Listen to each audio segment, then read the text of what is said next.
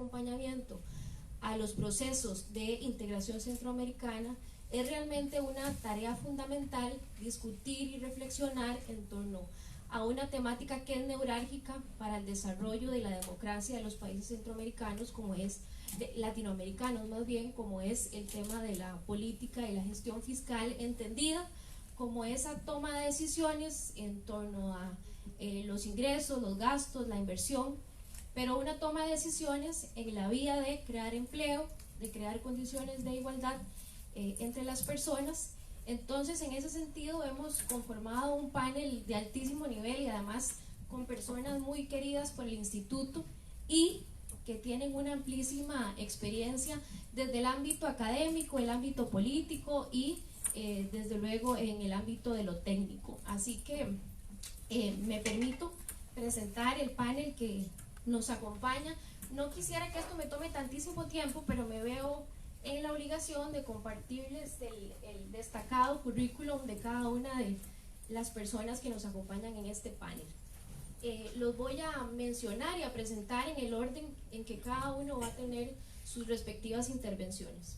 A mi lado, a derecho, nos acompaña el doctor Juan Temístocles Montaz. Es doctor en ingeniería y además con una especialización en economía, es funcionario público, político dominicano y profesor universitario. Tiene una amplísima trayectoria política y profesional en el sector de la economía, la política y el sector eléctrico en Dominicana, y además ocupó el cargo de ministro de Economía, Planificación y Desarrollo para el periodo 2006-2016, en donde tuvo la tarea de lograr la aprobación de la Ley de Estrategia Nacional de Desarrollo.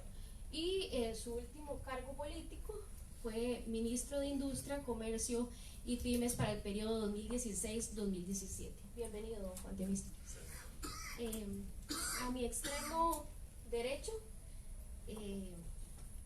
nos acompaña, izquierdo más bien, nos acompaña el señor Ricardo Ángel Gutiérrez. Es contador público, posee una especialización en administración pública, ha ocupado diversos cargos públicos, entre ellos la difícil tarea de ser secretario de Hacienda de la Nación en Argentina para el periodo 91-96, en donde se destaca la tarea de ser responsable del proyecto de la Ley de Administración Financiera y los sistemas de control del sector público nacional, y además la preparación del programa de reforma de la administración financiera gubernamental, que fue un modelo replicado en varios países de Latinoamérica.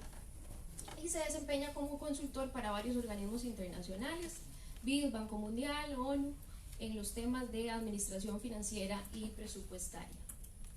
A mi lado izquierdo nos acompaña el doctor Leonardo Salas. Don Leonardo es doctor en Gobierno y Administración Pública. Actualmente es el oficial mayor del Ministerio de Hacienda de Costa Rica y además es miembro de la Junta General del ICAP, del Instituto Centroamericano de Administración Pública. Es profesor universitario y ha ocupado también cargos públicos como su tarea de ser viceministro de Hacienda en el periodo 2017-2018. Y a mi extremo derecho, el doctor Marcos Macón, contador público. También fue subsecretario de Presupuesto de la Nación y secretario de Modernización del Estado del Gobierno Nacional de la República Argentina. Ha sido consultor también internacional del BID, del Banco Mundial, ONU, en diferentes países latinoamericanos.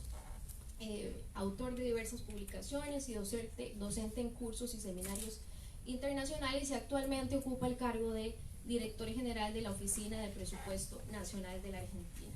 Así que bueno, sin más, para el desarrollo del panel tenemos aproximadamente en este momento 80 minutos más o menos, así que cada una de las intervenciones va a ser de aproximadamente 15 minutos. Tengo la difícil tarea de gestionar el tiempo e informarles cuando ya estén al filo de sus respectivas presentaciones.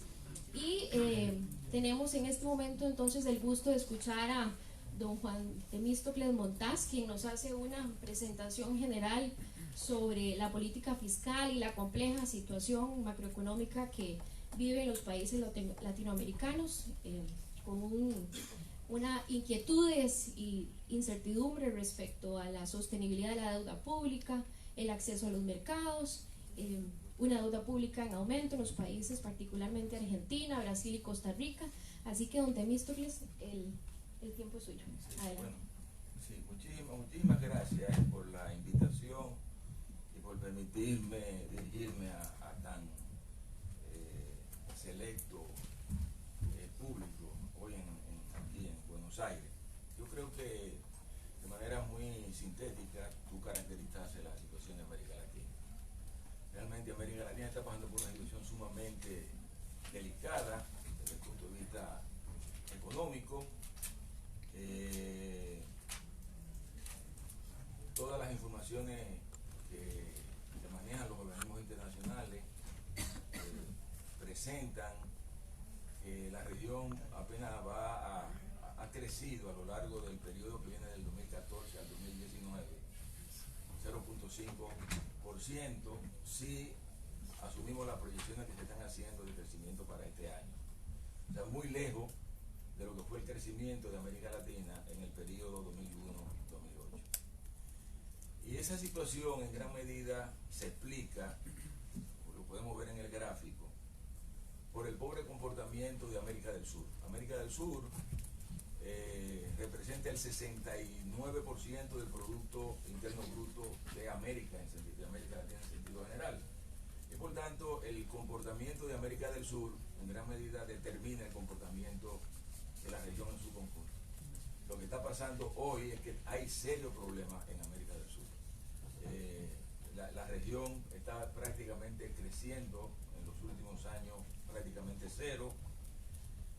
En Centroamérica sí crece más o menos, lo mismo está ocurriendo en el Caribe y cabe señalar que República Dominicana y Panamá son en gran medida la excepción a esa situación raquítica de crecimiento que se está dando hoy en la región de América Latina. República Dominicana con crecimiento por encima del 5% y Panamá también cercano al 5%. Los factores que explican esta situación son también altamente conocidos. Yo diría que cuando lo vemos en el largo plazo, en el periodo que viene desde el 2000 para acá, todo el mundo sabe que hubo un periodo de auge de los precios de la materia prima que contribuyeron enormemente al crecimiento económico de la región, pero además hubo un importante flujo de capitales a la región en un contexto en donde China llegó a convertirse en el motor de la región. Esa situación ha cambiado a lo largo de los últimos años. Y cuando hoy vemos los precios, por ejemplo, de la soya, que es sumamente importante para Argentina, para Uruguay y para Paraguay, lo que nos encontramos es que con relación a lo que eran esos precios hace 10 años, hoy el precio de la soya está por debajo del 50% de lo que fue hace 10 años. Pero lo mismo ocurre con el petróleo, sumamente importante para Venezuela y en cierta medida para el Ecuador. Venezuela casi el 86% de los ingresos proceden del petróleo. Hoy el precio del petróleo, comparado con lo que fue hace 10 años, 50% menos. El cobre en Chile, que motoriza a Chile y que motoriza a Perú, también ha caído en una forma muy importante, alrededor de un 40%. Y en el caso de Bolivia, y puede ser que esto tenga una cierta influencia en los acontecimientos que se están dando en Bolivia, que permitió un excelente desempeño de Bolivia a lo largo de los últimos años, la caída de los precios del gas natural en los últimos 10 años, más o menos del orden del 50%. O sea, eso ha impactado de manera importante en el desempeño de América Latina. Como he dicho, China se ha enfriado mucho. China llegó a crecer hace ya varios años alrededor del 14%, hoy está creciendo apenas el 6.2%, y eso obviamente influye también en él. Y un elemento sumamente importante que da la tónica de cómo los inversionistas están viendo a la región. A principio del siglo, los flujos de capitales netos a la región representaban alrededor del 4.6% del Producto Interno Bruto. Hoy no llegan al 2% del Producto Interno Bruto. Si a esa situación se le agrega los problemas de incertidumbre política que todos conocemos, los problemas de falta de reformas estructurales que han sido sumamente demandadas a lo largo de los últimos años en la región, pues podemos entender entonces por qué se está dando esta situación en la región. Llama la atención poderosamente el caso de Brasil, el caso de México y el caso de Argentina. En términos promedio, en los últimos 3 años, el crecimiento de Brasil ha sido negativo y se proyecta para este año negativo. Y el de México, que había tenido más o menos un crecimiento no bueno, pero aceptable, México se proyecta que este año apenas va a crecer el 0.4%. Lo de Argentina para mí es dramático. Argentina tiene un largo periodo que no crece. En los últimos años promedia 0.34%. Los últimos 5 años el crecimiento de Argentina ha sido negativo en 0.34%, y lo que se proyecta para este año es que Argentina crezca negativamente 3.1%, lo que significa realmente que la situación se ha tendido a agravarse en los últimos años. Yo creo que hay una serie de gráficos que nos permiten ver cuál es la situación de la región, la dependencia de la región de los commodities, fundamentalmente petróleo, gas natural, soya, cobre, y obviamente por lo que expliqué puedan entender rápidamente lo que está ocurriendo. Además se muestran los gráficos de cómo han evolucionado los flujos netos de capitales en la región.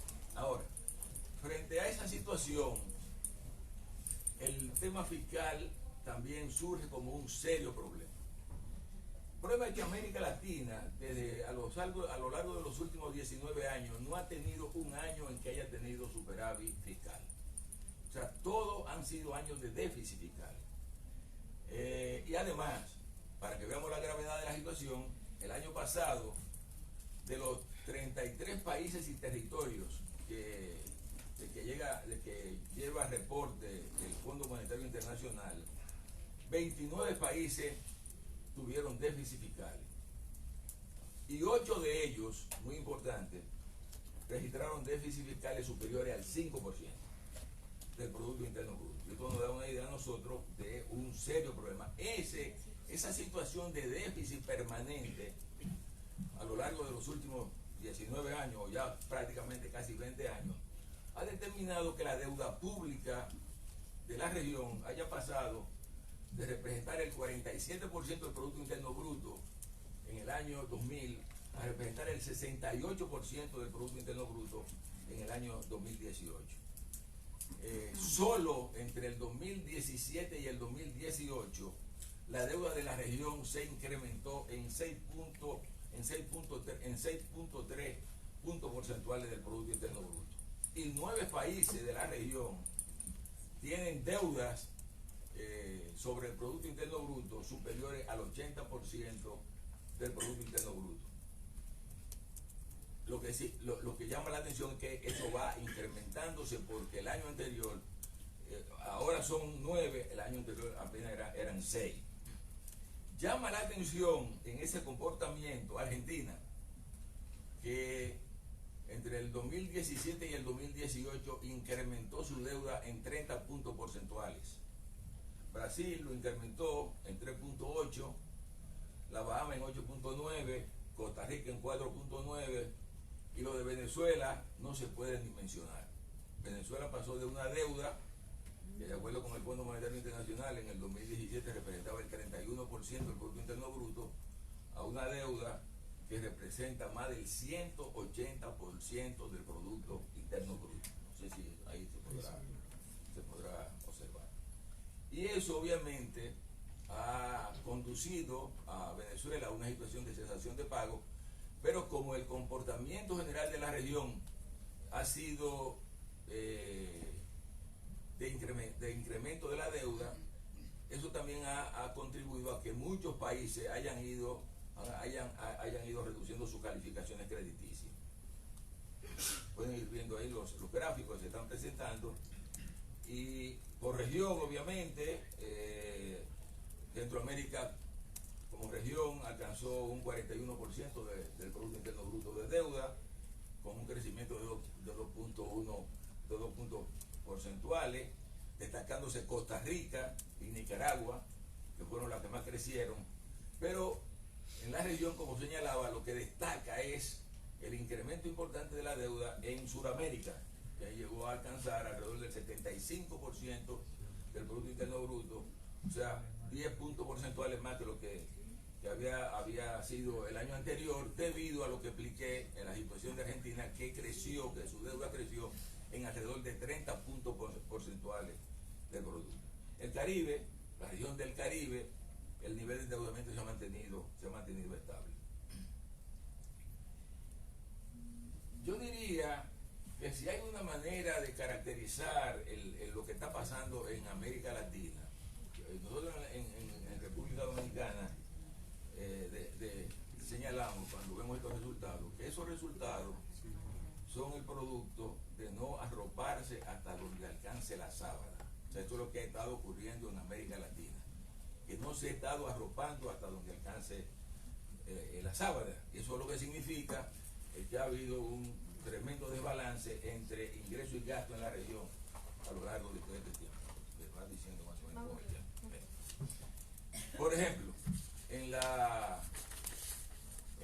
últimas 2 décadas, el gasto público en la región aumentó 5.4 puntos porcentuales.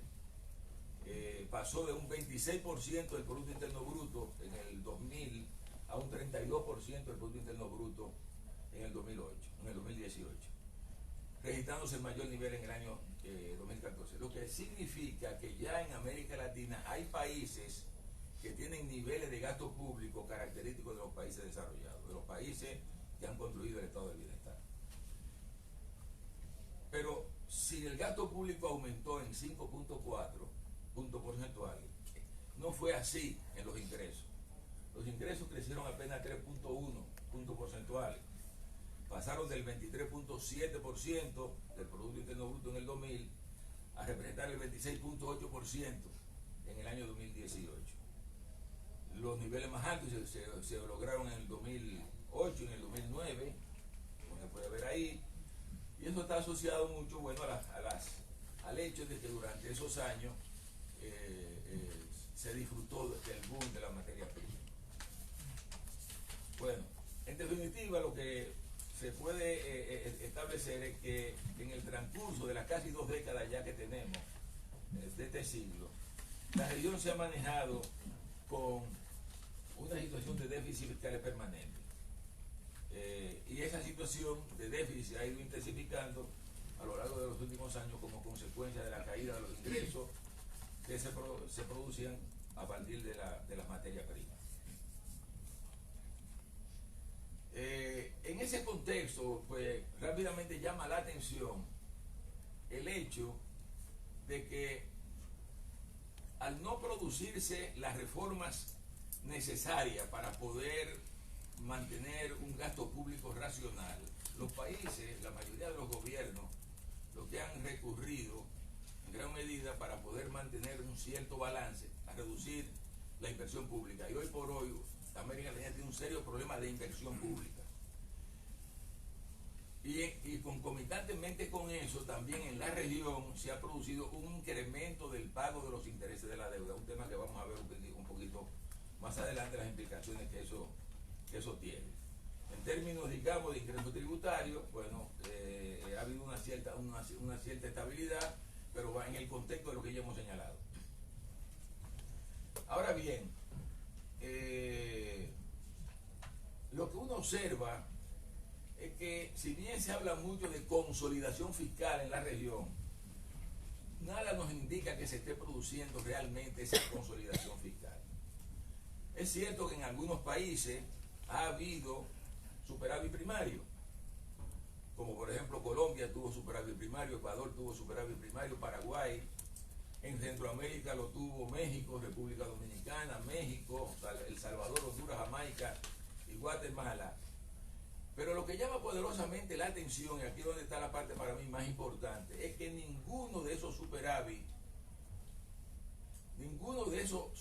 se equipara al pago de los intereses de la deuda, lo que tenemos que pagar por los intereses de la deuda.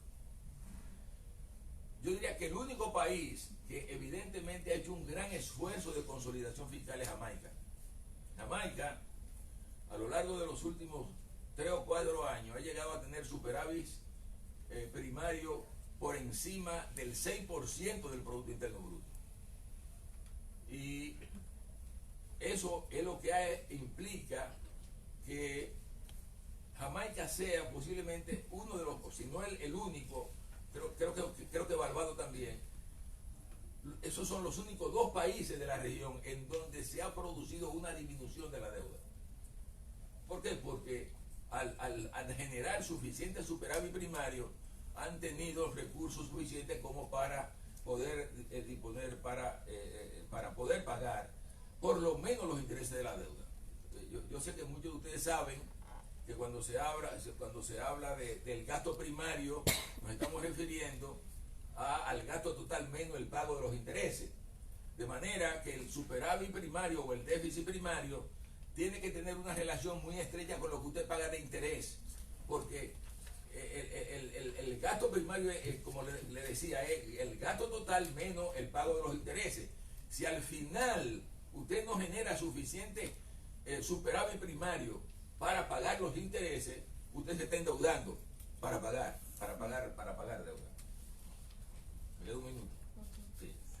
Bueno, entonces yo creo que frente a esa situación, la preocupación es, bueno, ¿qué es lo que hay que hacer? Se ha establecido que se pudieran establecer 2 mecanismos para poder ajustar la situación de América Latina. Uno es tratar de estabilizar el nivel de la deuda, o sea, que la deuda no crezca más. Pero para eso, los estudios que se han hecho evidencian que América Latina como región debe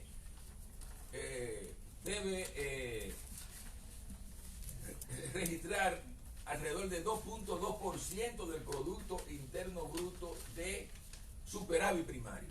Y eso no se está logrando en la región. Y eso es, si lo que queremos es ajustar el nivel de la deuda al nivel que está actualmente. Pero resulta que lo que interesa no es dejar la deuda en el nivel que está. Ya he dicho que hay países que tienen deuda por encima del 80% del Producto Interno Bruto. Para muchos países lo importante es lograr reducir de manera importante el nivel de la deuda, por lo menos para llegar a una situación tal en que las agencias crediticias puedan catalogar a nuestros países como países de grado de inversión, o sea, países que no están en condiciones de quebrar. O sea, cuando, por ejemplo, a Chile se le da la categoría de país de grado de inversión, o se le da a Perú, o se le da a otro país, es porque son países que desde el punto de vista de las agencias crediticias se entiende que están operando de forma tal que ahí no hay manera de que se pueda producir una quiebra. Pero en la actual situación eso no es lo que está ocurriendo en América Latina, y por tanto lo que se demanda es que los países establezcan políticas para reducir los niveles de deuda. Pero ya eso es un tema sumamente problemático por lo siguiente.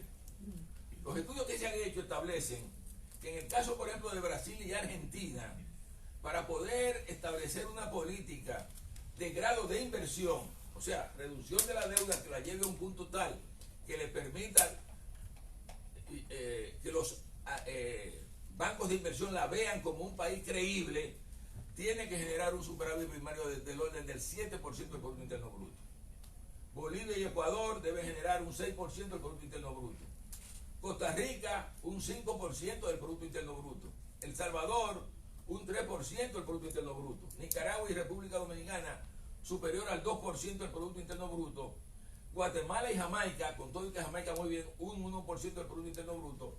Y Paraguay es el país mejor posicionado, que apenas se le establece un 0.8% del Producto Interno Bruto. Bueno, al final, lo importante que yo debo señalar aquí a la hora de abordar la necesidad del tema de la consolidación fiscal es que al reducir el déficit fiscal se consiguen excelentes dividendos en términos de baja inflación, en términos del sostenimiento del crecimiento, contribuye a reducir la deuda sobre el PIB y además a consolidar la sostenibilidad de las finanzas públicas y a abaratar el endeudamiento del país. Obviamente, en la región hay diversidad de comportamiento en cuanto a los países.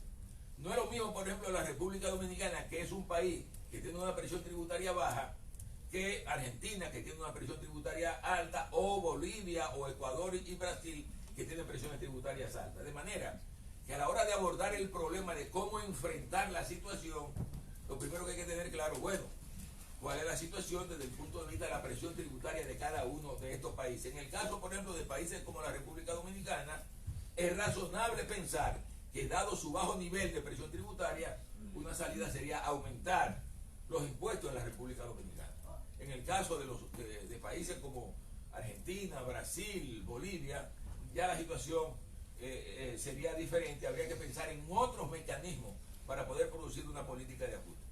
El otro elemento, ¿qué mecanismo vamos a utilizar? ¿Vamos a utilizar una política de ajuste gradual o una política de shock? Cuando se habla de una política de ajuste gradual, se habla de una política que nos permita recortar el gasto primario en alrededor del 4% por año. Si fuera de shock, habría que recortarlo alrededor de 8% por año. Pero lo que sí es importante tener en cuenta es que a la hora de plantearnos cualquier solución, ninguna de las soluciones que se planteen pueden ser en detrimento de la inversión pública, que ha sido uno de los problemas que hemos tenido en América Latina. Que a la hora de afrontar los problemas fiscales, siempre partimos por el lado de reducir la inversión pública. Pero además, sumamente importante, también no afectar las transferencias sociales que los gobiernos desarrollan en América Latina para tratar de atenuar la pobreza en nuestra región, lo que significa que hay que proteger el gasto social en nuestros países. Yo creo que con esto, rápidamente, porque yo creo que resumo más o menos lo que está ocurriendo en la región. Muchas gracias.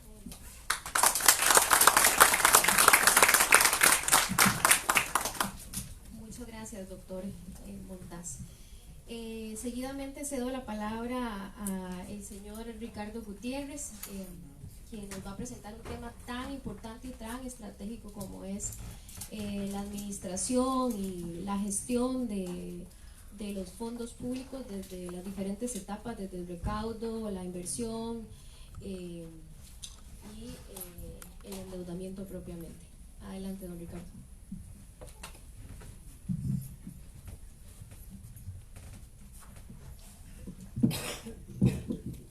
Bueno, habiendo escuchado al ingeniero Montaz el excelente panorama de la situación fiscal de América Latina, quiero en primer lugar, bueno, soy consciente de ello, y quiero emitir un juicio de valor antes de empezar. Creo que lo que ha mostrado, lo que termina mostrando el ingeniero Montaz, lo que termina mostrando la realidad argentina de los últimos años, es que la política fiscal es la madre de todos los problemas macroeconómicos que estamos sufriendo. Esto, creo que el problema acá es cómo superar esas situaciones. Yo creo que la forma de encararlo, de superarlo, porque el panorama es real y es tétrico, es con organización, con productividad y con transparencia. O sea, son armas o son mecanismos que nos exigen montar a través de la legislación, la información y demás. Es la única salida que yo veo viable. Mi presentación un poco es una base teórica que voy a tratar de obviarla para entrar en los terrenos prácticos sobre qué es la política fiscal. Igual tengo que apretar. Voy a describir esta lámina en general. O sea, estamos en el campo de las finanzas públicas. Y el campo de las finanzas públicas es una parte de la macroeconomía nacional que, junto con la moneda, crédito y el sector externo, es lo que se estudia para tener siempre un equilibrio entre los distintos factores. Esta forma de estudiar las finanzas o estudiar la macroeconomía es a través de fijación de políticas, la gestión propiamente dicha y los mecanismos de control. es evidente que para administrar todas estas variables macroeconómicas, fiscales y de balanza de pagos, se requiere eficientes y confiables sistemas de información. Sin ellos, la administración de las finanzas públicas y del resto de las variables macroeconómicas es inviable. Quiero ser rápido en esto porque ya fue aclarado. El tema de las finanzas públicas, la actividad financiera del Estado, comprende la parte de ingresos, la parte de gastos, el financiamiento, la administración del olvidado patrimonio público, que generalmente es una cosa que se deja fuera de todo control, y la información financiera que se requiere para administrar todo esto. Soportado, por supuesto, y ya vamos a ver por qué, con un sistema legal que sea acorde, que sea coherente y que sea moderno y que fije las responsabilidades de los funcionarios públicos de esta administración. No me voy a detener en política fiscal porque ya fue aclarado por el ingeniero Montaz, y después con el reparto de estas láminas todos tendrán acceso a fijar las definiciones teóricas que acá, teniendo en cuenta el espacio y el tiempo, no las vamos a tocar, pero sí vamos a tocar cuáles son los grandes componentes de la política fiscal, que tal vez fueron referidos ya en la charla anterior. Pero los grandes componentes pasan por la política tributaria y aduanera, con sus distintas posibilidades, la política de precios y tarifas del sector público, la política de gastos públicos, la política de déficit, superávit o equilibrio, que también se estuvo refiriendo en este momento, y cómo financiamos ese déficit. Estas son las grandes decisiones que debe tomar un gobierno cuando quiere fijar la política fiscal. ¿Cuáles son los instrumentos? Los instrumentos son el marco financiero plurianual, el presupuesto plurianual, la política presupuestaria anual, bueno, y informe si hay al Poder Legislativo anticipando estas medidas, que después se referirá a Marco sin ninguna duda a esto, y el sistema de estadísticas fiscales. Sin un sistema de estadísticas fiscales no es viable administrar la política fiscal.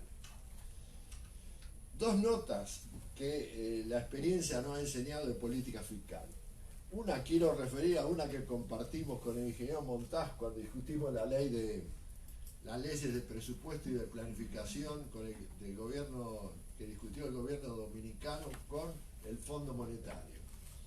Cuando empezamos a presentar el sistema de planificación que prevea las leyes, Agustín Carter, en ese momento director ejecutivo del Fondo Monetario, nos dijo: señores, yo no creo en los planes teóricos. Hagan planes, pero circunscriptos a que ese plan esté dentro del contexto del marco financiero plurianual. Si no, están planificando en el aire. Y creo que es una verdad absoluta. Si no se tienen los límites hasta dónde se llega, la planificación terminan siendo unos libros de aspiraciones de los gobiernos de turno. Ahora, si se hacen dentro de los recursos disponibles y que no terminen en un endeudamiento catastrófico, es viable hacer planes. En eso el gobierno dominicano tiene un paquete legislativo de primer orden y aceptable al 100%. Después vuelvo a esto. La otra fue lo que nos dijo hace poquito en una charla con Marcos George Kopitz. Dijo: señores, la política fiscal se diferencia de todo el resto de las políticas, porque exige ensuciarse las manos. Para hacer política fiscal hay que conocer hasta el último rincón del gasto público y hasta el último contribuyente. Si no se conoce en detalle de qué se está hablando, las políticas se hacen en el aire. Y realmente es otra enseñanza que vale la pena tener en cuenta. No es la política de comercio exterior, no es la política de inversiones, es conocer el gasto en su última esencia. Si no, el gasto público termina desbordado, incontrolado y sin poner coto. Son dos reflexiones que vale la pena conocerlas. Eso es la diferencia entre política fiscal y el resto de las políticas macroeconómicas. De la gestión financiera pública no me voy a referir, saben que comprende todos aquellos sistemas, presupuesto, crédito público, deuda pública, todo lo que estamos hablando, y aquellos sistemas relacionados que son, perdón, me estaba olvidando de tesorería y contabilidad, y aquellos sistemas que realmente manejan datos financieros, pero que no responden directamente a unas políticas fiscales, como son los de planificación, inversiones públicas. Por supuesto que responden en la medida que tienen que tener los topes establecidos por la política fiscal. Sistema de compras, administración de bienes, etc.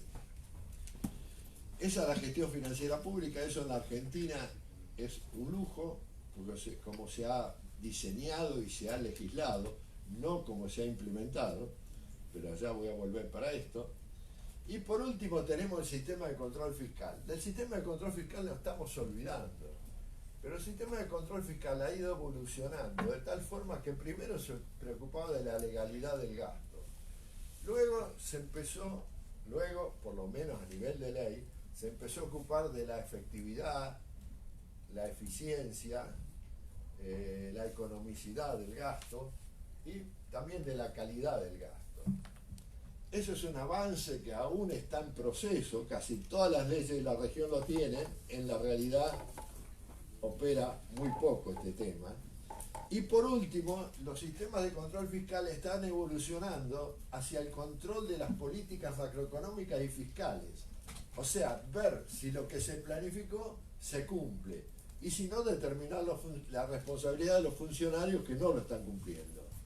Esa parte de control fiscal generalmente no la incorporamos a estos sentidos de macroeconomía y de política, pero con el tiempo van a hacerlo que ver por qué no se cumplen los planes, ¿qué fueron? ¿Un dibujo o es responsabilidad de los funcionarios que hacen los planes cumplirlo?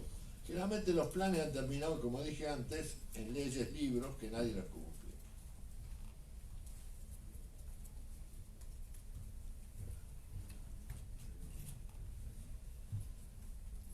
Todo esto tiene que estar soportado, la política, la gestión, el control fiscal, con los sistemas de información. Sin sistemas de información no se dispone para hacer buenas políticas, no se dispone de datos para hacer buenas políticas, no se dispone de datos para controlar la administración y la política. Si no se tiene una buena contabilidad, no hay buena información y, por supuesto, las estadísticas fiscales y la información económica. La información sirve para la toma de decisiones, pero también sirve para la gestión cotidiana y también sirve para informar al ciudadano lo que está haciendo, lo que se está haciendo. Sin información clara, oportuna, pertinente, no hay forma de ser transparente.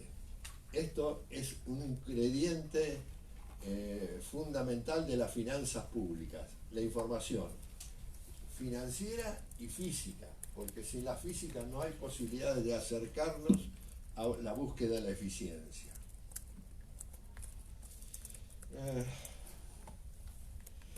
Hay una cosa de la información en América Latina que no quiero dejarla pasar. Es la cantidad de millones de dólares que se están gastando en diseños y en sistemas de información financiera. Realmente cada país, cada provincia, cada departamento, cada municipio ha encarado por su cuenta la compra de equipos, los desarrollos de informáticos y demás, cuando en América Latina hay una particularidad: la legislación básica de todos los países de América Latina, y he trabajado en casi todos, es la misma. Los momentos de registro que hay que tomar son los mismos. Los estados que hay que sacar son los mismos, son los estados contables en el marco de las NIC, los estados de ejecución presupuestaria, los estados para satisfacer las estadísticas del Fondo Monetario, las estadísticas del sistema de cuentas nacionales. Y sin embargo, cada país ha hecho un emprendimiento por su cuenta. No conozco un solo caso, salvo un caso viejo de Argentina con Nicaragua, donde se haya aprovechado el desarrollo de un país para aprovecharlo en otro. Realmente me llama mucho la atención y en algún momento habría que estudiar a alguien de un organismo internacional o alguien de algún órgano así de asistencia global, cuánto se ha dilapidado en América Latina en materia de sistema de información sin buenos resultados además, porque el panorama no es bueno. Yo creo que supera los $1.000 millones.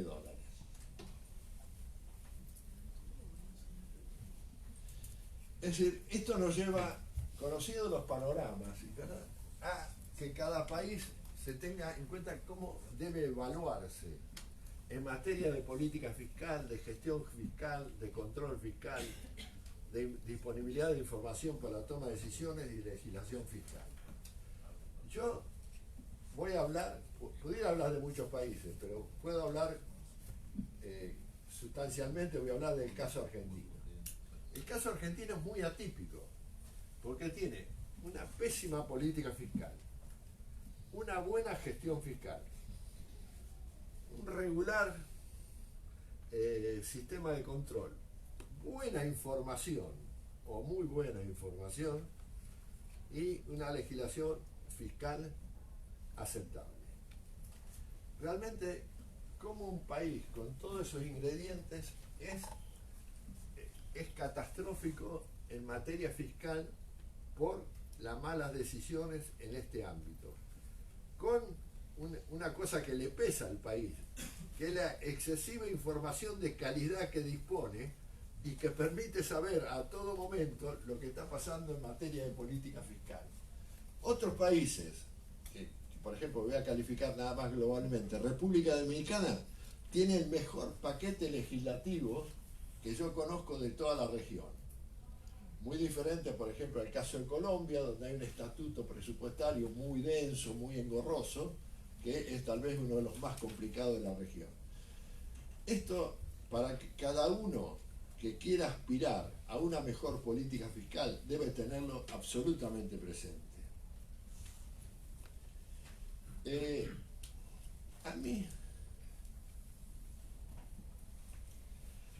es decir, yendo ya a un terreno más práctico y menos teórico, esta publicación del BID del año pasado me llamó la atención, porque permanentemente estamos hablando de ajustes del sector público, ajustes del gasto público, y poca importancia le estamos dando a la productividad del gasto público.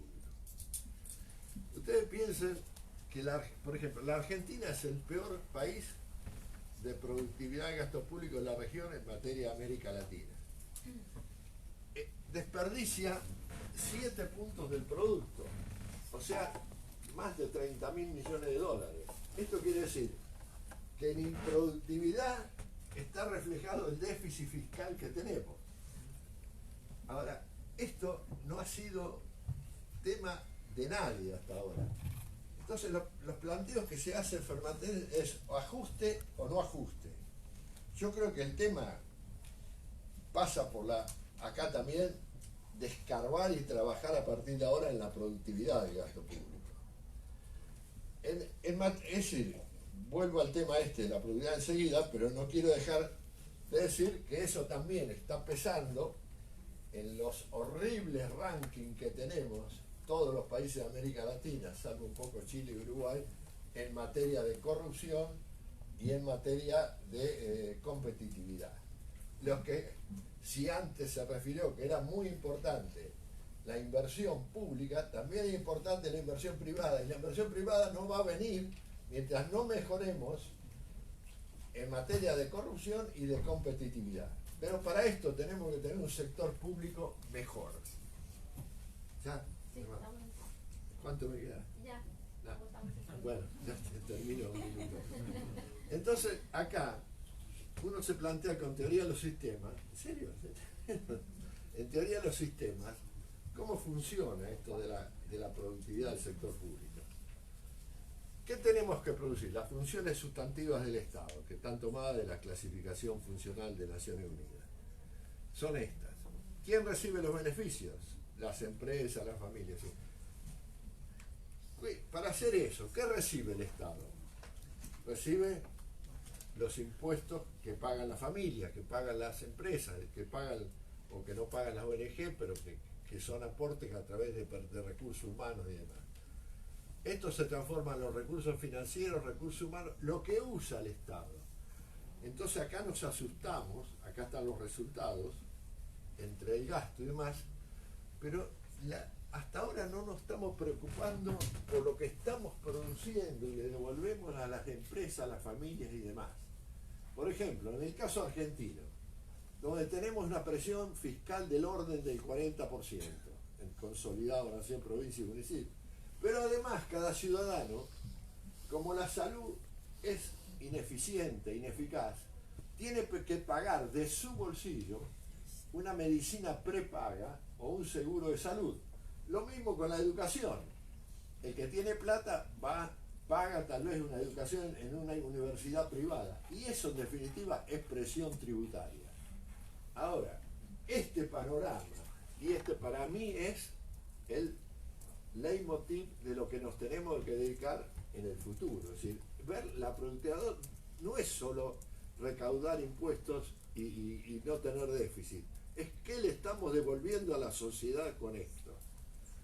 Esto y la transparencia absoluta de las gestiones públicas, sobre todo en materia fiscal, para mí es el devenir de cómo ir solucionando estos temas del sector público. Nada más.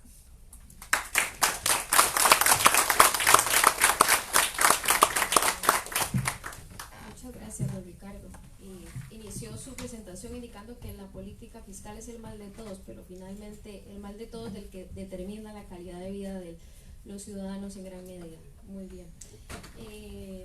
Don Leonardo Salas, don Leonardo nos va a abordar desde su posición más académica que posición oficial, ya él nos lo va a explicar, el tema de Costa Rica, que es un tema particular, con un aumento importante del déficit fiscal que más o menos anda por el 53%, además la aplicación de una nueva ley de fortalecimiento de las finanzas públicas, en donde una de las principales medidas es la aplicación del impuesto al valor agregado, así que interesante va a estar la conversación. Adelante.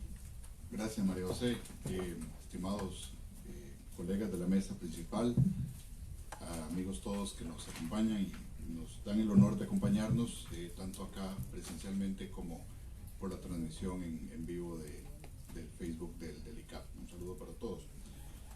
Bueno, ya algo mencionó María José, efectivamente mi exposición será desde mi óptica como académico, a pesar de que ya tengo en el Ministerio de Hacienda de Costa Rica prácticamente 6 años y me ha tocado pues ser testigo y partícipe del proceso de cambio de la ley sobre el tema fiscal.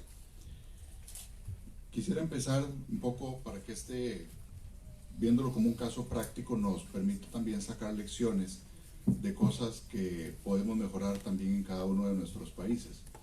En primer lugar, nosotros antes de la reforma que teníamos, bueno, una caída de ingresos tributarios estrepitosa, porque con respecto al presupuesto eran más o menos 300.000 millones de diferencia, generándose esto principalmente por una caída en el tema de importación de vehículos, que eso afectó directamente la recaudación de impuestos en el país, como impuesto selectivo y también el impuesto al combustible. Para un país como nosotros esto es sumamente sensible en temas de recaudación. Adicionalmente, una extensa discusión del proyecto de reforma fiscal, y cuando hablo de extensa estoy diciéndoles que nosotros primero éramos de los países más rezagados en la conversión de un impuesto de ventas tradicional al IVA que conocemos todos. Nosotros no lo teníamos hasta hace menos de un año, y eso nos tomó varios años. Estoy hablándoles de que la última reforma más o menos importante fue a inicios de siglo y hemos pasado más de 15 años tratando de ponernos de acuerdo a lo interno de cómo pasar esta reforma.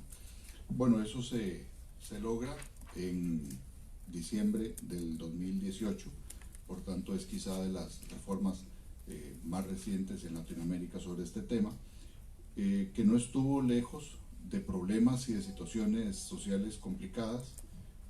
Pasamos por una huelga de todo el sector público de más o menos 3 meses. Entonces, imagínense que no hubo lecciones en escuelas, colegios durante ese tiempo, y dentro de otro tipo de problemas también de afectaciones en atención de salud y demás. Es decir, tal vez no fuimos noticia de grandes conflictos como vemos en otros países en este momento, pero sí vivimos una situación complicada y de afectación seria de servicio público. El contexto internacional tampoco era muy favorable, teníamos mucha presión de diferentes sectores precisamente por las condiciones de compromiso sobre el Producto que teníamos interno bruto, cómo iba creciendo cada vez más la deuda con respecto al producto, y esto fue generando además un círculo negativo, ¿verdad? De errores en donde cada vez menos ingresos y además un importante aumento en la carga financiera. Y por si fuera poco, además, ya nos dieron cifras de Latinoamérica, no escapamos a eso, todo esto afectaba además el crecimiento económico. ¿Qué se presentó en el proyecto? Como les digo, para diciembre de 2018 hubo varias versiones, pero la que se aprobó finalmente fue en diciembre de 2018. Hubo que pasar por cambio de gobierno, cambio de jerarcas, etcétera. Entonces no era menor la situación, porque aunque estuvo más o menos cerca de hacer alguna aprobación en la legislatura anterior, me refiero a la Asamblea Legislativa, las mismas presiones políticas de los partidos motivaron a que se retuviera este paso hasta que asumieran los nuevos diputados, lo cual también afecta el momento político de cómo llevar a cabo las reformas. Bueno, se hará la transformación, el impuesto al valor agregado, se amplía la base de servicios en nuestro país, que era en el pasado una economía de productos como café, banano, etcétera. Pasamos de eso a ser una economía más bien basada en servicios, y bueno, eso no estaba considerado ni se estaba reflejando en los indicadores económicos por la no existencia del IVA.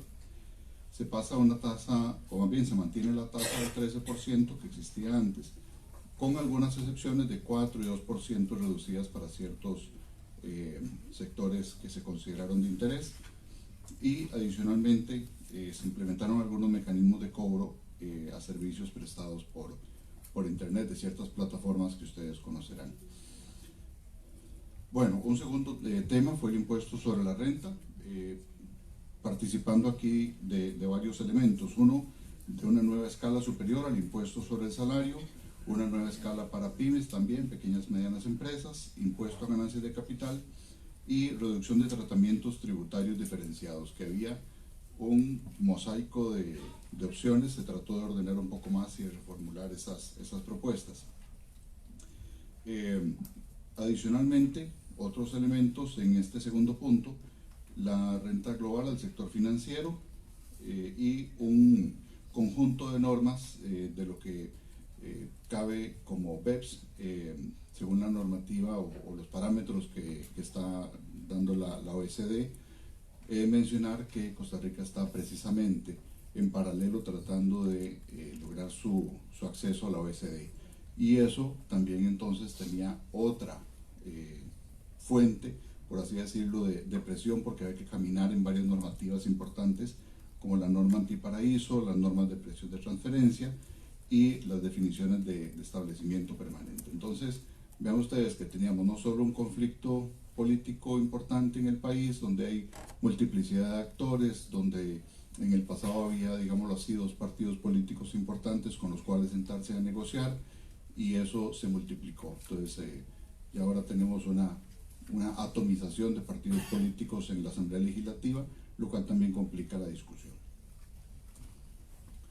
Un tercer elemento del proyecto era el capítulo de empleo público, aplicado básicamente para gobierno central y entes descentralizados, y centró precisamente a ver el tema de regulación de componentes salariales, a propósito de uno de los últimos gráficos expuestos por don Ricardo, tratando, digamos, de ordenar el otro mosaico que también había en temas salariales, establecimiento de topes salariales, porque había una disparidad enorme en ese sentido, y estandarización de criterios para algunos incentivos salariales que ya se conocen como prohibición y dedicación exclusiva, reduciéndolos a la mitad, lo cual también pues no ha estado ajeno a conflictos y a problemas políticos, sociales.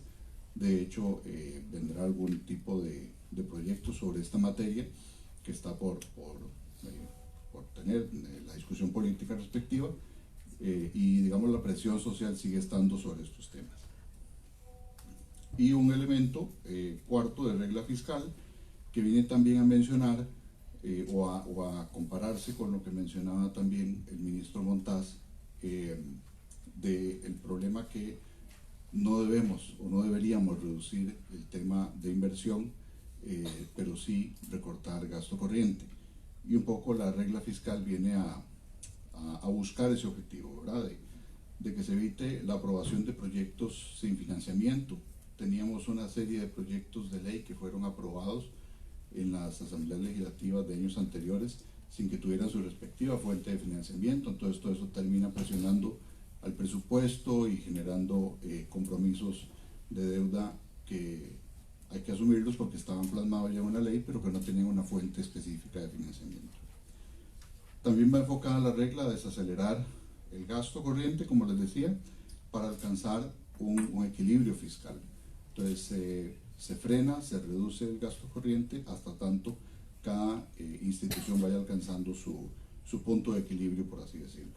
Privilegiando, eso sí, la inversión pública que mencionábamos y en ese sentido mejorando la calidad del gasto, haciéndolo más eficiente.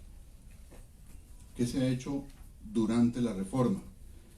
Bueno, hubo un periodo de amnistía en estos años recientes, lo cual permitió en el 2018 una recaudación de 0.25% del PIB y en el 2019 un 0.38%, de los cuales 91% se centró en impuesto sobre renta. Otro punto en el IVA, la ampliación de la base tributaria al incluirse servicios nos ha mejorado la trazabilidad y con ello fortaleciendo también la evasión, o más bien fortaleciendo la lucha contra la evasión fiscal. Un tercer elemento, la reforma del impuesto sobre la renta, vino a ser un poco más progresivo el sistema tributario, pues se aumentó la tasa de renta a los contribuyentes con más ingresos. Anteriormente teníamos, por así decirlo, 3 escalones y ya ahora se establecieron 5 escalones. Entonces se aumentaron también los porcentajes para aplicación. Y la aprobación de la ley vino a dar una señal importante no solo al sector financiero nacional, sino también internacional, precisamente por brindar mayor confianza y de que ahora sí nos crean los organismos y demás, de que estábamos ya no diciendo ya lo vamos a aprobar y nunca lo aprobábamos, ya ahora podemos decir ya se aprobó y estamos caminando en su implementación.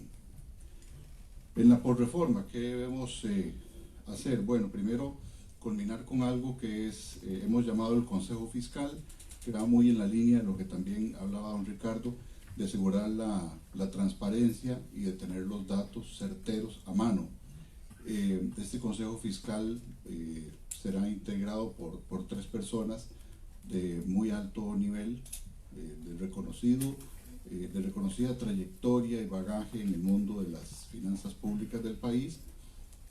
Son propuestos tanto por el jerarca del Ministerio de Hacienda y también por parte de la Asamblea Legislativa, de modo que tengamos ahí un componente del Poder Ejecutivo y del Poder Legislativo como órgano que brindará consultoría o asesoría a las decisiones que vayan a tomarse en el sector ejecutivo respecto a la implementación post-reforma. Un segundo elemento, la modernización de las plataformas tecnológicas, que también lo menciona don Ricardo y me alegra mucho que él lo haya mencionado, porque yo también considero que ha habido un excesivo gasto, creo que hay mercaderes de este tipo de sistemas de información y de plataformas que solo se dedican a vender los software y demás elementos sin que necesariamente rindan los frutos que ocupamos los países en temas de recaudación y de evasión y de conocer al contribuyente y de llegarle hasta el último detalle del gasto, como mencionaba don Ricardo. Y un tercer elemento, continuar con la implementación de presupuestos por resultados que hemos hablado aquí también previo a la mesa, de de que este es otro tema del cual venimos hablando en Latinoamérica durante mucho tiempo y no lo terminamos de aterrizar, y sobre todo,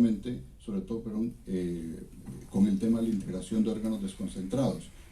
Ya para el otro año nosotros tenemos a 4 instituciones como proyecto piloto implementándose en presupuesto por resultados y dándole seguimiento respectivo. La meta es que pueda año a año irse integrando más cantidad de organizaciones públicas a esta meta.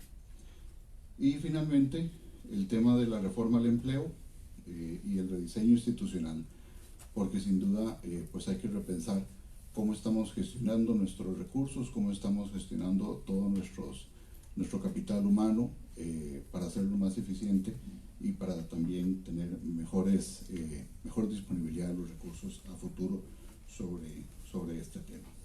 Pues bueno, lo dejo hasta acá para que no me saquen la tarjeta roja. Entonces, que pasen buen día. Muchas gracias.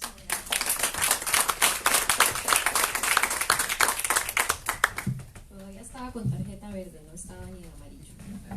Muchas gracias, don Leonardo. Y para cerrar las intervenciones, vamos a abordar un tema importantísimo que tiene que ver con el rol de los congresos en la política fiscal a cargo de don Marcos Macón. Y esto además nos va a presentar el caso específico de Argentina, que ha avanzado muchísimo en este tema y va derivado incluso de lo que nos presentaba don Ricardo, que tienen buena nota en todo, pero ¿por qué los resultados finalmente no son los esperados? Y que tiene que ver básicamente con el involucramiento de los congresos en la toma de decisiones de la política fiscal a partir de datos neutrales, de datos reales que permitan tomar decisiones acertadas en esta materia. Don Marcos, y además creo que estamos con poquito tiempo porque estamos sobre las 11:50, podemos hacer el cierre del panel, que don Marcos amablemente nos va a colaborar con esta tarea, y si nos quedan unos minutos podemos proceder con algún espacio para preguntas del auditorio. Adelante. Bueno, si yo voy a cobrar estos minutos que habló,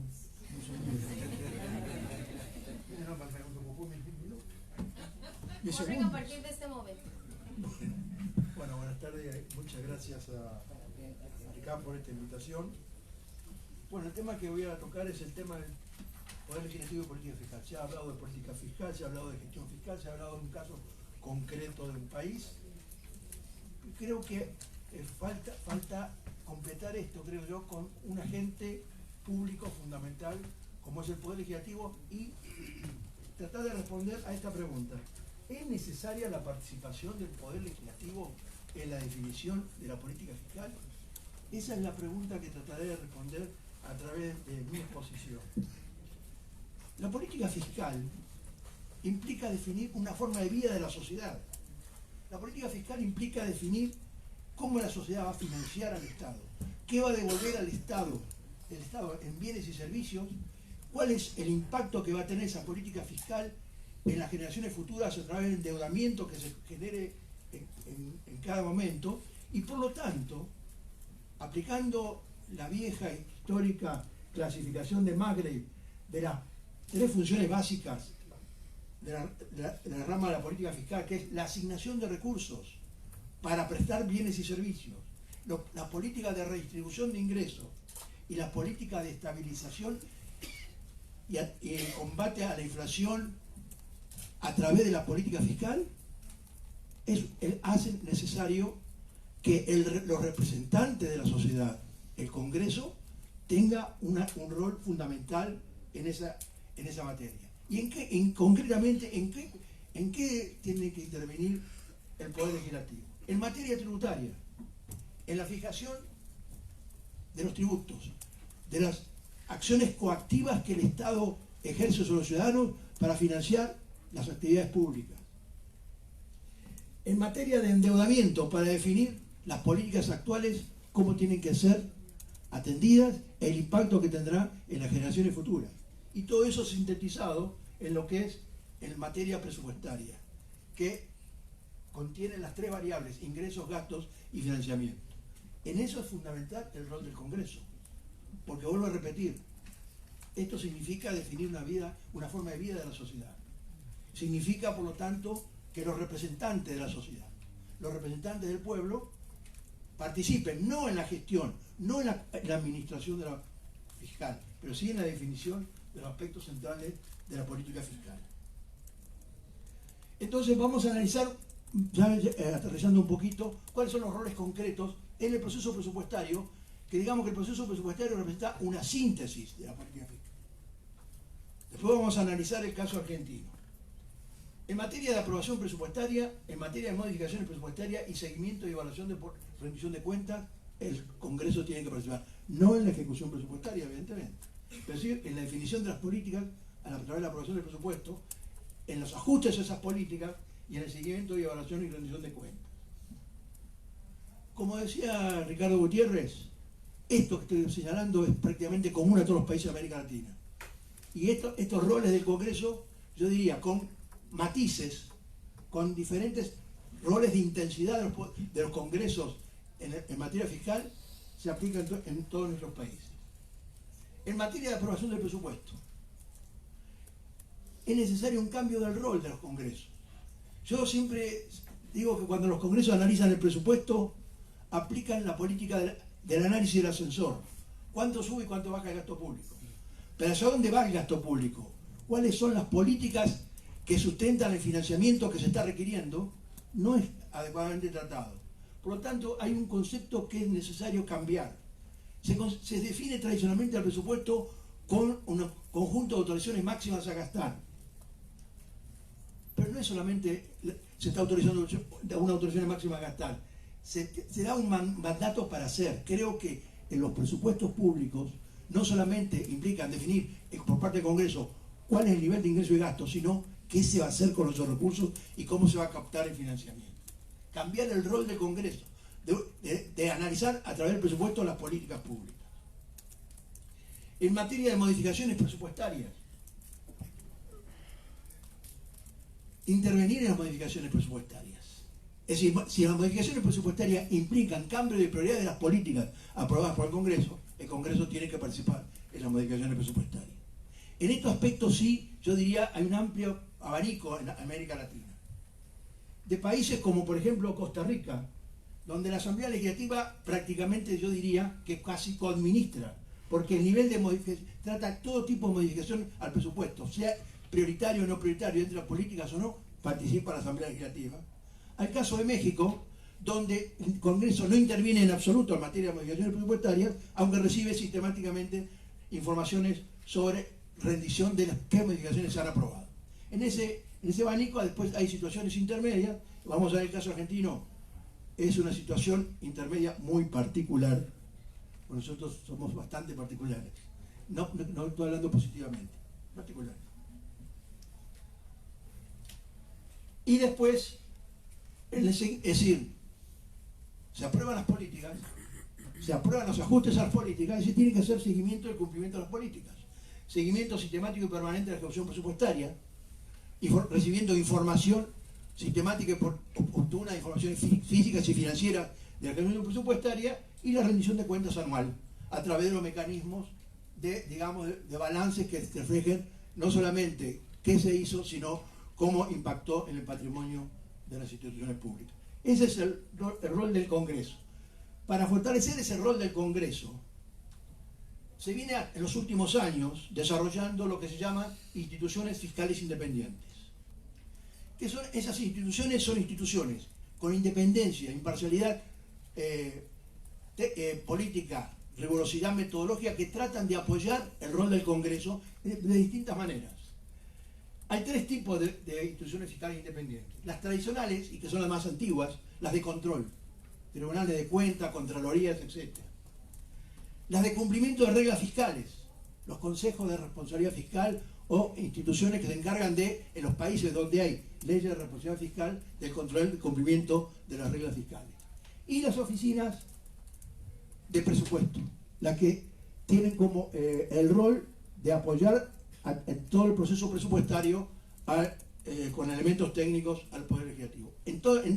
Esas tres instituciones tienen un objetivo común: apoyar técnicamente los roles que tienen que cumplir el organismo político por excelencia en nuestros países, que son los Congresos Nacionales. La experiencia inicial fue en Estados Unidos en 1974 y surgió como consecuencia de un conflicto, el Poder Ejecutivo y el Poder Legislativo surgió la necesidad de la creación de la Oficina de Presupuesto de Estados Unidos, que es la más antigua. Prácticamente todos los países de la OECD tienen oficinas de presupuesto en estos momentos, y en América Latina, México, Perú, Chile, Brasil y Argentina cuentan con órganos de distintas características, pero oficinas de presupuesto cuya rol fundamental es apoyar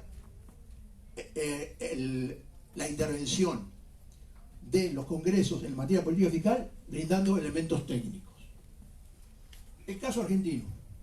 La Constitución Nacional es muy clara. En el artículo 75, que la atribución del Congreso establece claramente el rol en materia de tributación y relaciones fiscales con provincias. Es decir, cuáles son los impuestos a nivel nacional, cuáles son los impuestos compartidos a nivel nacional, con las provincias, cuáles son las relaciones fiscales nación-provincia. En los numerales 8 y 9, el presupuesto de recursos y gastos, que tiene que ser elevado a la Administración Nacional, por la Administración Nacional, por el Poder Ejecutivo, al Poder Legislativo. En este caso, hay una característica particular. En el caso de Argentina, el presupuesto de la Administración Nacional no es solamente Administración Central, sino que incluye organismos descentralizados. En otros países incluye exclusivamente Administración Central. No incluye lo que son empresas públicas, pero sí lo que es órganos descentralizados. Y por último, todo lo que es endeudamiento, de responsabilidad del Congreso. El Congreso tiene responsabilidad de aprobar empréstitos y arreglar, como dice, todo el concepto de deuda pública interna y externa.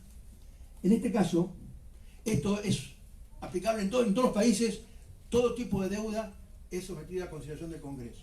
En el caso argentino tenemos una particularidad, que la ley de administración financiera en el artículo 60 excluye el financiamiento otorgado por organismos internacionales de la aprobación del Congreso. Es un tema que se está discutiendo mucho en el Congreso Nacional en estos momentos, pero efectivamente en el caso argentino todo lo que es endeudamiento con organismos internacionales de crédito está excluido de la participación del Congreso en su aprobación. ¿Cómo interviene entonces? ¿Cómo se interviene entonces en el caso argentino en lo que es las 3 etapas básicas del presupuesto? En materia de aprobación de presupuesto es muy interesante, hay tres veces durante un ejercicio el Poder Ejecutivo se relaciona con el Congreso. El 30 de junio de cada año tiene que presentar un estado de avance, me quedan 5 minutos, ya voy a pensar en tarjeta verde. Bueno, vamos a tratar de... Tengo un minuto. Bueno. El 30 de junio de cada año tiene que presentar un avance, de manera tal de que en ese avance tiene que informar cuáles son las principales prioridades de la política presupuestaria para el año siguiente.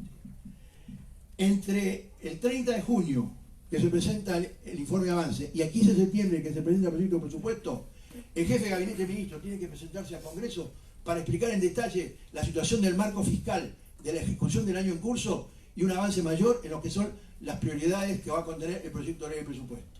Y el 15 de septiembre se presenta el proyecto anual de ley, que es la Administración Nacional, como decía, central y descentralizada. En materia de modificaciones presupuestarias, existe el artículo 37 de la ley 24.156, que establece cuáles son las facultades que quedaron reservadas al Congreso por la ley de administración financiera. Y tenemos otra figura muy particular también, eso sí es absolutamente original, nuestro, no positivamente, los decretos de necesidad y urgencia. Vamos a explicar después. El artículo 37 de la ley 24.156, como decía, establece las facultades que el Congreso no delegó, como por ejemplo, aumento del gasto público con mayores recursos, por ejemplo, endeudamiento, por ejemplo, transferencia de gasto de capital a gasto corriente, por ejemplo, transferencia de finalidades, agrupación agregada de gastos, destino de gastos. Ha sufrido 2 modificaciones. En el año 2006 se transfirieron muchas de esas facultades por parte de una ley del Congreso al Poder Ejecutivo, y en el año 2016 se restablecieron por otra ley parte de esas facultades. No, actualmente el artículo 37 no tiene la versión original, pero es bastante cercana a lo que es la visión original de lo que es el rol del Congreso. Pero tenemos además otra facultad en la ley de administración financiera, por la cual, en caso de calamidades públicas como epidemia, inundaciones, terremotos u otros casos de fuerza mayor, el Ejecutivo puede modificar el presupuesto e informar inmediatamente al Congreso. Es decir, existe en la ley de administración financiera la facultad del Ejecutivo para, en casos concretos de epidemia, inundaciones, terremotos y otra fuerza mayor, de ajustar el presupuesto sin intervención del Congreso. Pero el artículo 99 de la Constitución, aprobada en el año 1994, estableció en su primer párrafo que el Ejecutivo no puede dictar ninguna norma legislativa, salvo la existencia de decretos de necesidad y urgencia.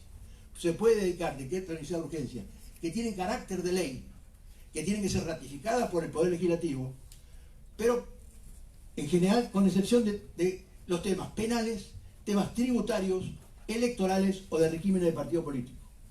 No dice nada en materia de reformas presupuestarias.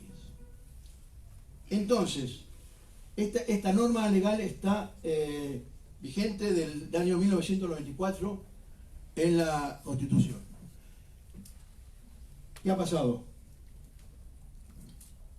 Desde 1994 a la fecha se han dictado en materia de impacto presupuestario 119 decretos de necesidad y urgencia.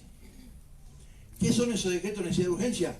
Modificaciones de la ley de presupuesto, que son de resorte del Congreso Nacional, pero que el Ejecutivo, por razones de necesidad y urgencia, lo adopta y después el Congreso tiene que validarlo. Este es el impacto que ha tenido esos decretos de necesidad y urgencia del 94 a la fecha.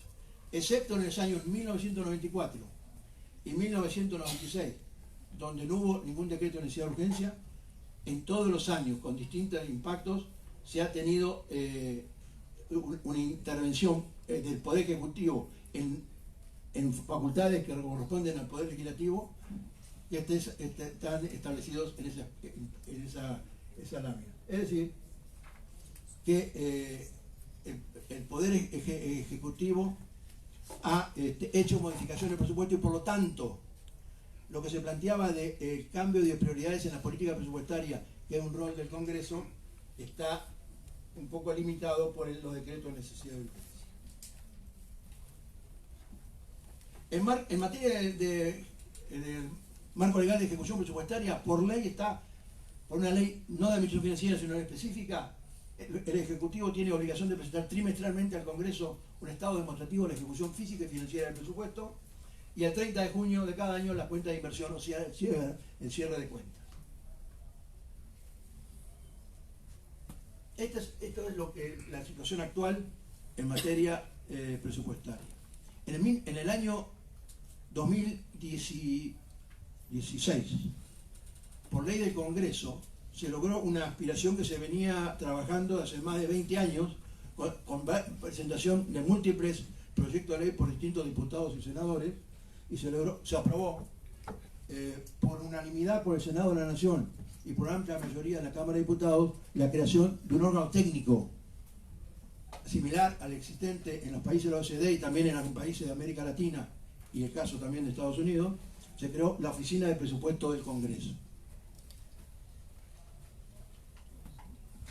Una aclaración que tenía que haber hecho antes. Yo estoy hablando de forma personal, no como director de la Oficina de Presupuesto del Congreso. Por lo tanto, lo que yo te lo dije, lo asumo en forma personal, pero no es la Oficina de Presupuesto del Congreso. Donde, como vamos a ver, tiene una característica muy particulares. Primero es un organismo desconcentrado, o sea, tiene autonomía de gestión. En materia de apoyo a los legisladores en temas fiscales, su gestión está basada en tres principios básicos. Que cumplimiento de estos principios básicos garantiza que realmente esta oficina sea útil para la mejoría de la gestión del Congreso de la Nación. Imparcialidad política, rigurosidad técnica y metodológica y contribución a la transparencia de la gestión pública. Esos son los tres principios básicos que rigen la gestión de la Oficina de Presupuesto. Hace estudios en toda materia o análisis, todos proyectos de leyes que se presenten que tengan impacto fiscal presupuestario, el proyecto de ley de presupuesto, temas de endeudamiento, temas tributarios, o sea, todos los temas que corresponden a la materia fiscal son objeto de estudio y análisis y por informes que además, en el marco de la transparencia, todo informe de la Oficina de Presupuesto la conoce la población simultáneamente con los legisladores, porque por ley está obligada la Oficina de Presupuesto a presentar todos los informes en nuestra página web. Hay sistemas de información administrados por el Ejecutivo al cual se tiene acceso de forma directa, y el personal es personal técnico, no está integrado por legisladores, sino personal técnico seleccionado por concurso de oposición y antecedentes. En conclusiones, y ahora que yo termino también, Estamos en tiempo. es necesario fortalecer el rol de los poderes legislativos en materia fiscal. El tema fiscal debería ser tratado, aspectos gruesos de las políticas fiscales, como políticas de Estado, donde el tema de la política fiscal no es una responsabilidad exclusiva del Poder Ejecutivo, es la elaboración del Poder Ejecutivo, pero la aprobación de los representantes de la comunidad, de la sociedad, como es el Congreso. Eso significa que es necesario reducir la simetría de informaciones y infraestructura técnica entre el Poder Ejecutivo y Legislativo. Es decir, es necesario que el poder, no que se replique en el ámbito legislativo las funciones operativas del sector del sector ejecutivo, del Poder Ejecutivo, de ninguna manera, pero contar con elementos técnicos suficientes para que las informaciones, los proyectos de leyes que lleguen al Congreso de la Nación tengan un sustento técnico que sirva para que las distintas parcialidades políticas adopten las decisiones políticas, pero sustentadas en información cierta, rigurosa y verificable. Por lo tanto, la Oficina de Presupuesto de los Poderes Legislativos consideramos que son instrumentos idóneos que cada día se están desarrollando más. En el caso de América Latina es muy particular. La última que se creó fue la Oficina de Presupuesto de Chile. La Oficina de Presupuesto de México es una oficina de presupuesto, pero de la Cámara de Diputados, porque en México el presupuesto de gasto lo aprueba la Cámara de Diputados y la ley de ingresos el Congreso.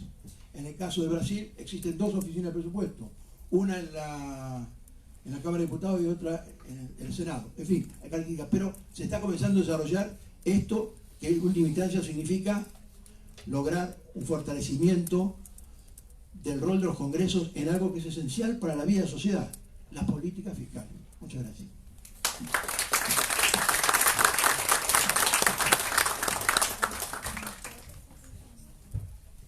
Bueno, nos quedan escasos 5 minutos para cerrar el panel, así que podemos hacer una brevísima y sinóptica conclusión. Una breve conclusión diciendo que la última posición fue la mejor de todas. Sí, por supuesto.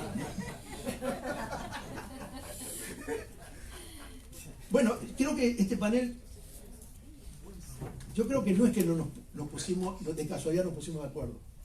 Hace años que venimos trabajando estos temas y creo que se decanta naturalmente la consistencia y coordinación. No nos pusimos de acuerdo en lo que íbamos a poner cada uno, pero sí hay una línea conductora que se inicia con la optimista visión de la política fiscal dada por Montaz, no, ahora en serio, de la realística situación de la política fiscal, que refleja este tema de que las políticas fiscales son elementos fundamentales en el desarrollo económico de los países y reafirma este hecho de que los poderes del Estado tienen que intervenir en materia de definición de las políticas fiscales. Pero que evidentemente el tema de las políticas fiscales está pasando por una crisis fundamental en nuestros países que impacta en el desarrollo económico. Es un tema serio que tiene que ser considerado y analizado a nivel latinoamericano. Ricardo Gutiérrez planteó qué pasa, lo planteó Temito Valvergas. ¿Cómo lograr eso? Lo planteó Ricardo Gutiérrez con el desarrollo de los sistemas de gestión financiera pública y la realidad de lo que son los sistemas que apoyan y alimentan la definición de las políticas fiscales. Y vimos un caso concreto de Costa Rica, donde el esfuerzo que se ha hecho para una reforma fiscal. En el caso de Costa Rica, el Congreso tiene una intervención, yo diría, es el Congreso que más intervención tiene, que yo conozco en América Latina. Pero ha llevado a cabo un proceso largo de reforma fiscal que creo que está orientado a lograr un mayor autofinanciamiento de lo que es el sector público y orientado también a una mejor calidad del gasto público a través de la instrumentación de los presupuestos basados en resultados. Entonces, bueno, y esto cerramos con el tema cuál es el rol de uno de los poderes del Estado. ¿Está bien? ¿Está bien, jefa? Excelente. Un aplauso para Bueno, lamentablemente no tuvimos espacio para las consultas, sin embargo, al cierre del panel, desde luego que los panelistas están en la mejor disposición de atender de manera personal sus inquietudes. Un agradecimiento especial a cada uno de los panelistas que amablemente aceptaron participar en este pequeño espacio de reflexiones. Un agradecimiento a don Temístocles, que llegó de madrugada y puntualmente estaba acá, a don Leonardo, quien también hizo un viaje de lejos para estar acá, y desde luego a don Ricardo y a don Marcos, que pusieron un stop en sus respectivas agendas complejísimas acá en Argentina para poder participar y aceptar esta invitación. Así que muchas gracias desde luego también a ustedes por interesarse y venir a escuchar nuestro panel, y que tengan buenas tardes.